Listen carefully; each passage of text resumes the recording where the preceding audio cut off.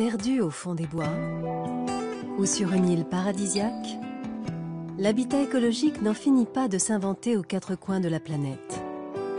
Nombreux sont les pionniers qui cherchent des solutions pour préserver nos ressources naturelles et permettre au plus grand nombre d'accéder à ces nouveaux habitats aux normes écologiques irréprochables et visionnaires. Quand l'architecture devient plus verte, c'est notre monde qui change. Et c'est tout de suite dans Écologie.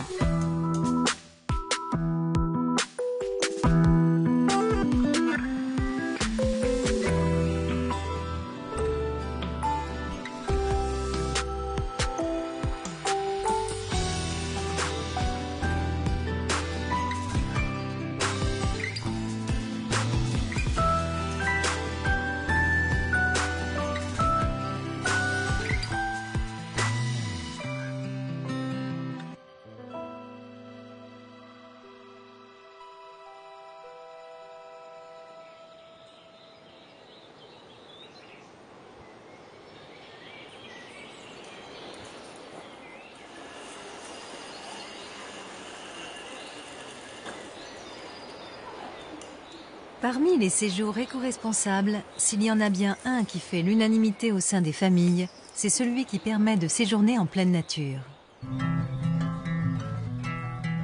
Que ce soit sur l'eau ou perché dans les arbres, les éco-constructeurs redoublent d'imagination pour offrir des vacances aussi insolites que durables.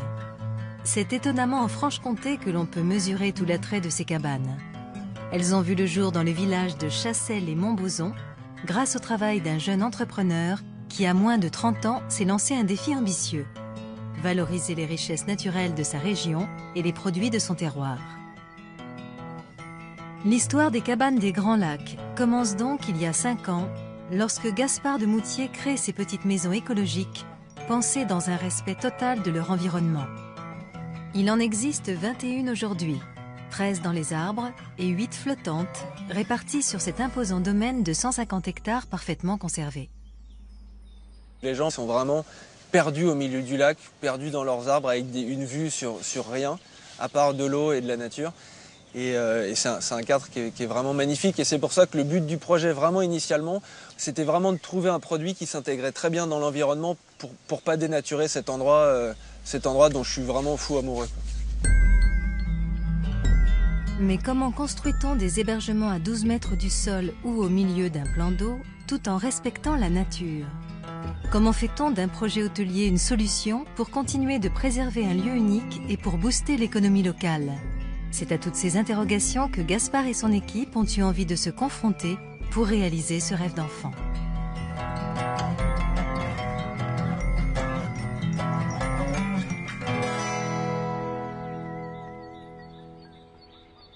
Les cabanes dans les arbres, il y a toujours un côté rêve d'enfant parce que quand j'habitais ici et que j'étais petit, évidemment, j'ai construit des cabanes. Et c'est vrai que quand je cherchais un produit qui s'intégrait vraiment bien dans l'environnement, parce que l'insertion paysagère est très importante si on ne veut pas dénaturer l'endroit, j'avais regardé beaucoup de choses, des chalets, des yurts, des tipis, mais qui ne me plaisaient pas forcément. Et quand j'ai vu les premières cabanes en Bretagne, honnêtement, je suis tombé fou amoureux, j'étais comme un fou, j'ai pas dormi pendant 5 jours. Et je me suis dit, ah, c'est ça qu'il nous faut. Et au début, les gens étaient surpris parce qu'ils m'ont dit d'abord des cabanes, t'as pas envie de travailler? J'ai dit si, j'ai envie de travailler, c'est un boulot. Et Dieu sait si c'était du boulot au début. Et puis après, ils m'ont dit, bah, la Franche-Comté, c'est où? Je dis, bah, c'est un peu là-bas, là, près de la Suisse. Et c'est vrai que la Franche-Comté, c'est pas une destination touristique où les gens viennent. Mais grâce aux cabanes et grâce à l'expérience qu'on vend, les gens sont prêts à faire 2 heures, 3 heures de voiture pour passer une nuit et découvrir une région qui est magnifique avec des paysages incroyables, des gens, des produits qui sont super bons. Chaque cabane possède sa propre personnalité et architecture. Dans les arbres, elles sont perchées à plusieurs mètres de hauteur sur des chênes bicentenaires. Équipées d'un accès tyrolienne ou d'un pont suspendu, leur construction respecte parfaitement l'arbre qui les accueille. Côté lac, les habitations ont été construites sur place et positionnées sur une plateforme en bois. Elles peuvent être déplacées sans problème et sont maintenues sur l'eau à l'aide d'une ancre. Ici, vous avez l'éco-hutte, donc c'est une grande maison en bois dans laquelle vous trouverez les salles de bain, toilettes traditionnelles, et puis un coin lecture et jeux de société. Ah oui, d'accord. Alors, je vais vous montrer vos sacs à dos. Marie Meignier est la responsable du site. Elle travaille aux cabanes des Grands Lacs depuis l'ouverture et reçoit chaque jour des clients venus vivre cette expérience unique. Les toilettes sèches, vous connaissez un petit peu le fonctionnement ? Travailler dans le tourisme responsable, c'était pas quelque chose de volontaire au départ. Je suis arrivée un petit peu dans ce milieu par hasard, on va dire. Les cabanes, c'est quelque chose qui m'a tout de suite énormément plu. C'est sûr que quand j'ai commencé cette nouvelle expérience, c'était vraiment quelque chose de magique pour moi. Elle nous accompagne visiter la cabane Atlantide, construite entièrement en bois. Perchée à 7 mètres du sol et accessible par un escalier, elle peut accueillir jusqu'à 5 personnes.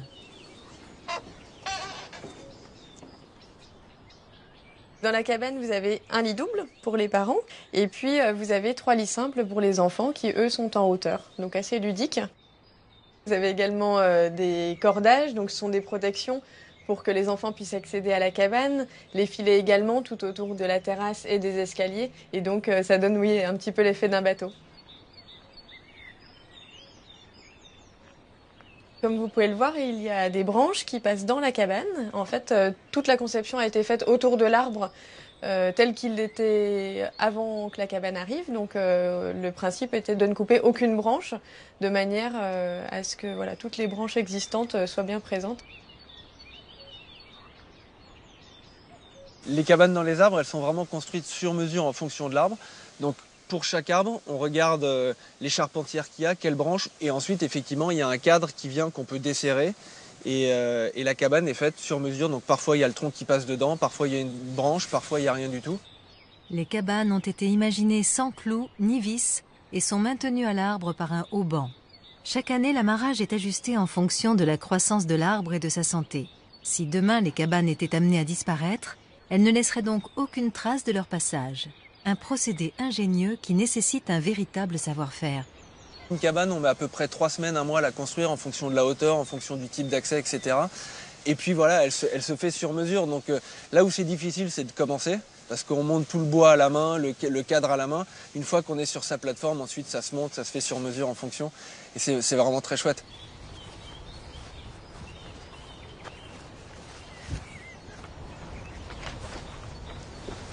Pas très large.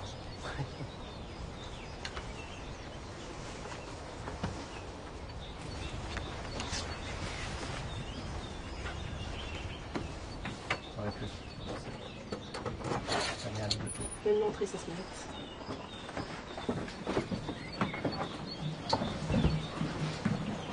Non, venez dans la cabane.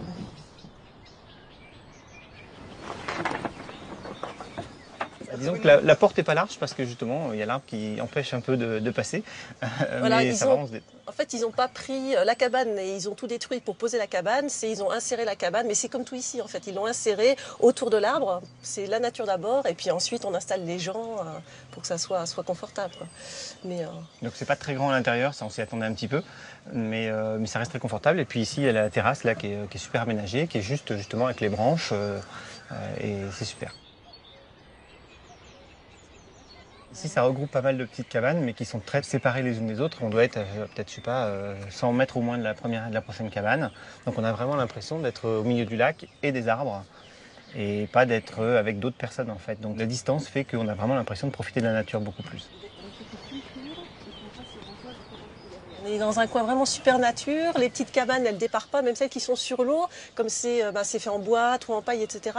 Ça fait vraiment, ça fait naturel, quoi. Ça fait vraiment inséré dans le milieu. Et si le côté perché dans les arbres, on n'entend rien. Enfin, si, on entend le chant des oiseaux, tous les bruits de la nature, mais pas du tout voiture ou autre. Et le côté perdu au milieu de nulle part, ça c'est super agréable.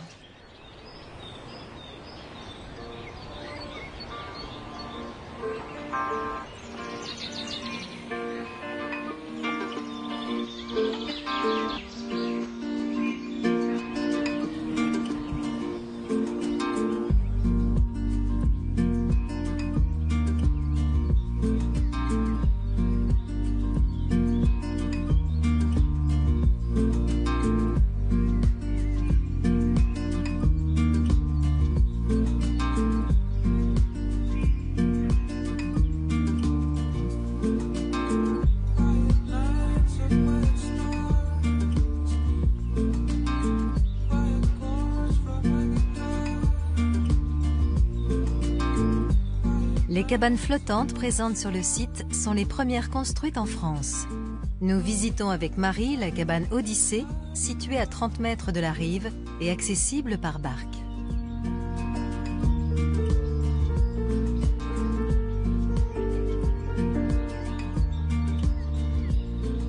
Pour la construction, on a une partie qui a été préfabriquée en atelier et puis le reste qui a été assemblé ici et donc taillé et monté sur place pour tout ce qui concerne ce qui n'a pas pu être fabriqué en atelier.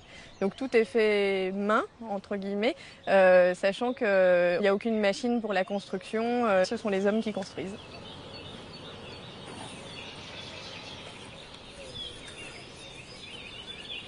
On a deux bois qui ont été utilisés, du mélèze et du douglas, qui sont des bois imputrescibles, ce qui permet d'avoir une durée de vie sans traitement chimique, sans traitement du bois. Et à l'intérieur, elles sont isolées avec de la laine de bois, ce qui permet d'avoir vraiment des petits cocons bien chauds pour une bonne nuit en cabane flottante.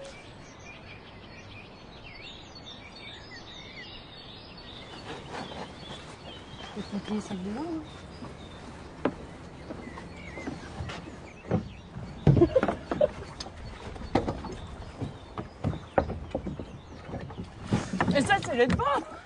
Pourquoi tu dis c'est le devant? Ça, c'est le pointu. Ah, on s'en fout. Hein.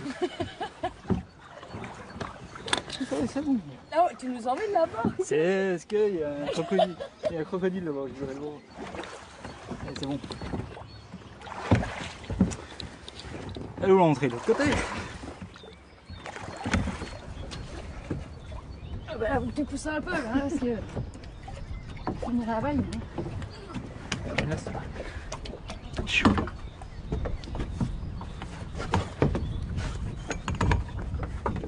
Bah écoute, oui, c'est ça. Sympa, hein.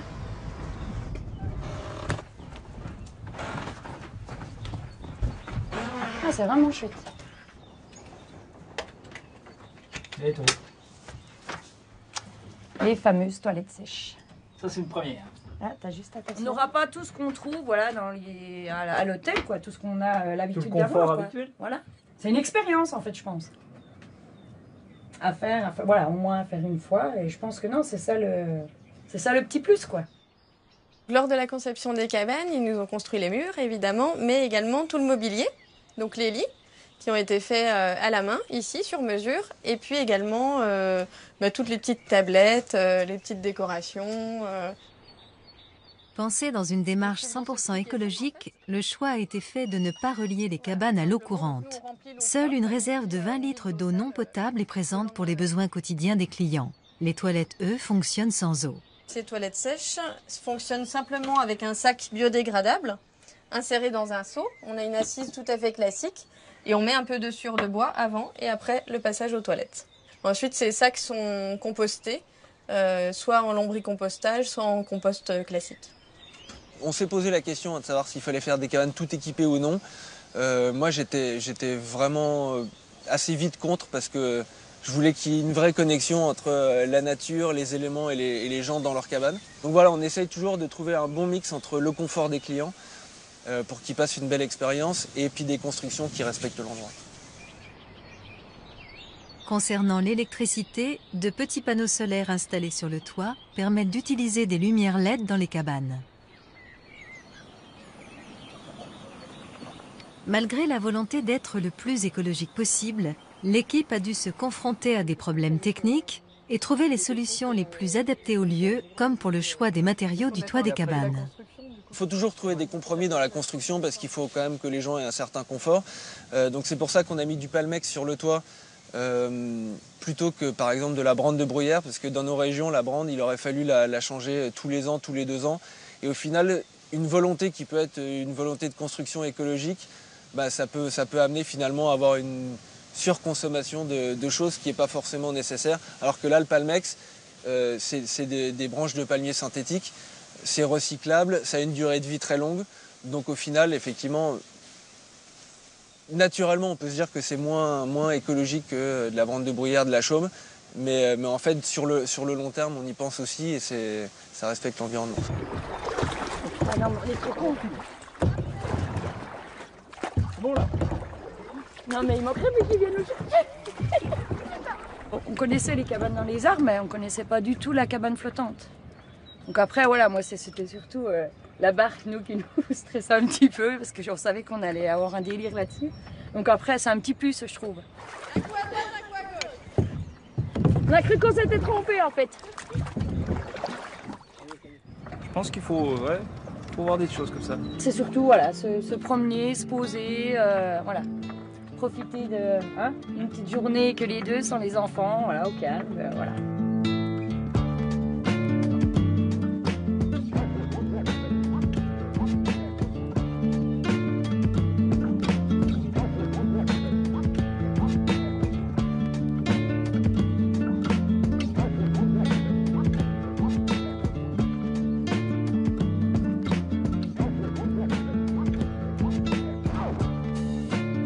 Les clients viennent découvrir l'univers des cabanes, mais aussi les richesses de la région franc-comtoise. Une volonté de Gaspard et de son équipe qui s'approvisionne exclusivement en produits locaux.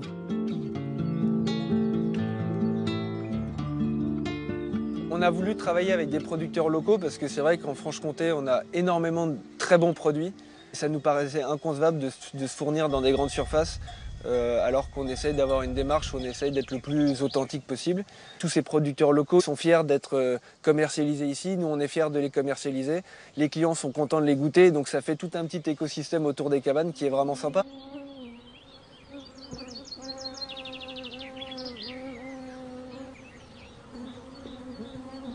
Michel Ruche est apiculteur.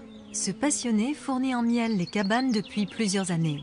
Une commande non négligeable pour sa petite entreprise. Les cabanes des Grands Lacs, je les ai rencontrées à la poste. C'est la postière qui dit voilà, les cabanes, ils cherchaient un producteur de miel. Bon, ok, pas de problème, un petit producteur de miel. Donc moi je suis allé, je les ai appelés. Ils ont visité ma petite entreprise. Puis à partir de là, on a commencé une collaboration il y a 3 ans. Et voilà. Et voilà ce qu'elles nous produisent. Soyez tranquilles, voilà. Voilà, ça c'est les cadres de hausse qu'on va récupérer. C'est un cadre de hausse. Et c'est ça que l'apiculteur va récolter. Donc ici, vous avez le miel qui est encore pas fermé, qui n'est pas tout à fait mûr, qui n'est pas tout à fait assez sec. Donc elles vont ventiler pour le sécher. Et celui-là, normalement, il est prêt à être consommé sans problème. Pour les cabanes, on livre à peu près entre 6 000 et 6 500 pots, sans compter les ventes complémentaires qui sont les petits pots à disposition pour les clients quand ils veulent repartir. Voilà. Donc, à mon avis, pour nous, c'est un chiffre d'affaires hyper important. Donc, c'est une solution simple. C'est vraiment le circuit le plus court qui puisse exister. Hein. On est à 5-6 km. Ils m'appellent, je téléphone, je livre. Voilà, ça se passe bien. Ça se passe très très bien.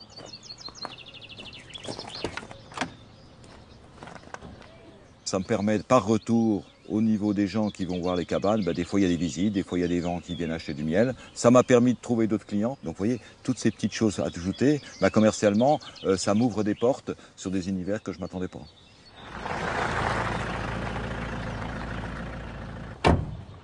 Bonjour. Bien. Ça va? Très bien, et vous? Et voilà. Au niveau des chiffres, pour l'apiculteur, c'est 6 à 8 000 petits pots de miel. Pareil pour les petits pots de confiture qui sont faits dans un verger qui est juste à côté. Pour le restaurateur qui nous prépare nos dîners, c'est à peu près 50-60 000 euros de chiffre d'affaires par an. Pour la boulangerie, c'est entre 30 et 40 000 euros. Donc voilà, au global, par an, on a à peu près 200 à 300 000 euros d'achat ou d'impact sur l'économie locale. Chaque jour, le restaurateur voisin prépare le repas des clients. Le Thuillier de Mézendan produit lui-même des spécialités du terroir franc-comtois, confectionnées sur place et de manière artisanale. Chaque semaine, ce sont près de 74 paniers, soit plus de 2200 par an, qui sont livrés aux cabanes.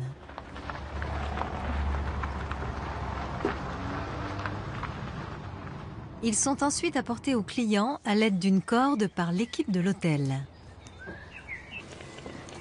Ah dis donc, il y a à manger là-dedans. Hein. Donc, panier complet. Hein. Tout, hein. Quand on arrive, c'est un peu magique, quoi. C'est vrai, on entre dans une petite cabane et puis à travers les vitres, on voit la nature. Il y a tout pour découvrir, il y a des petites lucarnes tout autour du lit. Ouais. Juste pour profiter. C'est un petit cocon, quand même. Hein. De la nuit. Donc, je suis pas déçue du tout. Hein. C'est même plus grand. C'est grandiose. C'est vraiment un coup de cœur, quoi, le coup de foudre, la maison Boron. Hein. Avec toutes ces petites cabanes, tout ça. C'est vraiment le... Moi, j'ai ma petite cabane que j'ai fait à la maison, mais dans un arbre, bon, c'est un tout petit modèle, quoi. Un modèle réduit, quoi.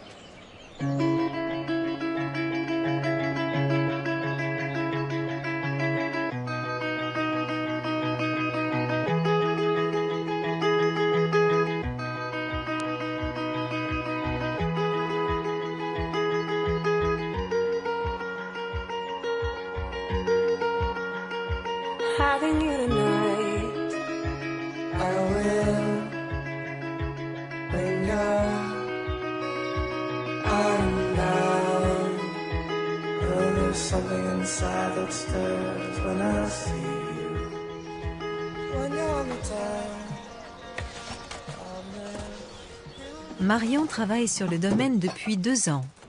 Chaque matin, comme un rituel, elle prépare au calme les paniers de petit déjeuner pour les livrer aux clients avant leur réveil.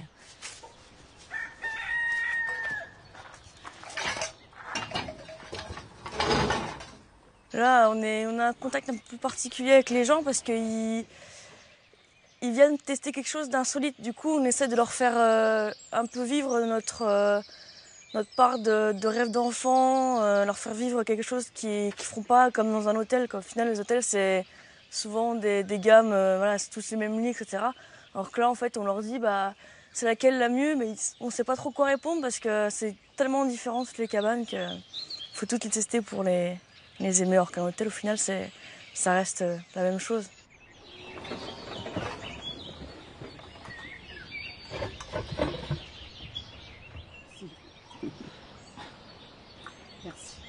On dort paisiblement. On s'éteint on s'endort comme un bébé. Voilà. Je pense qu'on reviendra expérimenter une maison sur l'eau, là, une cabane sur l'eau, et en automne, je pense, pour voir la nature sous un autre jour. Ça serait pas mal. Ils sont dans l'eau, les canards, là-bas. Ouais. Je pense qu'aussi, venir en famille, ça doit être bien. Nos enfants et nos petits-enfants ne connaissent pas ce genre de vie. Ah oui, ah oui. Ils sont trop dans le confort. Et c'est tellement calme.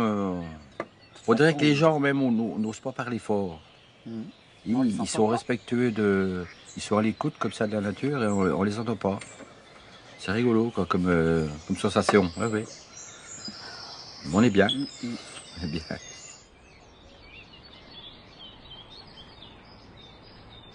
Tout au long du projet, la priorité a toujours été de ne pas dénaturer l'endroit et de préserver sa beauté. Georges est l'oncle de Gaspard. Jardinier et poète à ses heures perdues, il entretient seul le domaine. Sur 150 hectares de nature, il y a forcément toujours quelque chose à faire. Alors où je tonds, quand je ne tonds pas, je prends ma serpe et mon coupe-coupe et je défriche, je dessine mon tableau.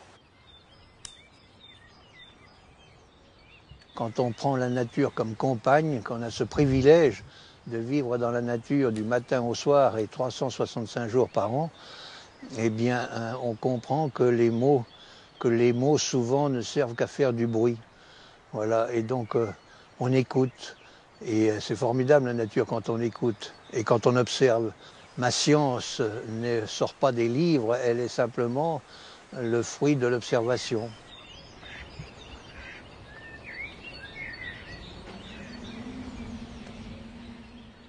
On espère que les gens, en vivant cette expérience, vont ensuite se sensibiliser à la nature et à l'environnement. Souvent, ils le sont déjà quand même un petit peu au départ, si on leur pose la question.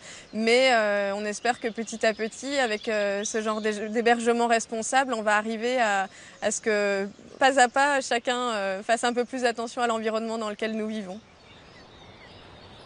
Le projet des cabanes a pu permettre aussi au département, à la région, d'avoir un petit cheval de bataille sur lequel communiquer pour pouvoir ensuite faire valoir la Franche-Comté comme une destination touristique nature et verte. Aujourd'hui, quand je vois les gens qui se baladent en amoureux ou alors les enfants qui courent ou quand on amène le petit-déj, ils sont là à nous regarder comme des fous, ça fait plaisir parce qu'on se dit qu'on a fait un projet qui s'intègre bien dans l'endroit, qui le valorise, c'était l'idée initiale, et puis 2, qui apporte un vrai bonheur aux gens Et honnêtement, ça c'est une grande satisfaction.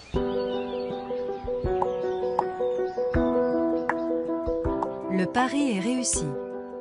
Durant la haute saison, les cabanes des Grands Lacs ont un taux d'occupation de près de 90%. Fort de son succès, Gaspard vient d'ouvrir un autre domaine en Picardie, toujours dans le respect du développement durable.